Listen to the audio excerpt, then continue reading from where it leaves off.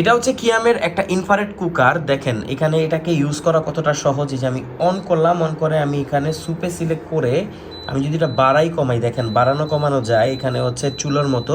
তো এই যে 1800 করলাম, এবার দেখেন এটা হিট হয়ে গেছে, মানে পুরা একদম মানে সেকেন্ডসের মধ্যে এটা গরম হয়ে গেছে। এখানে আপনি হাত তো দিতে পারবেনই না, এখানে আপনি যে কোনো কিছু রেখে আপনার বাসায় যে কোনো হাঁড়ি পাতিল রেখে আপনি এখানে এটাকে রান্না করতে পারবেন। ওকে কমায় ফেলি, অনেক গরম। আবার দেখেন একদম স্লো কুকিংও করতে পারবেন।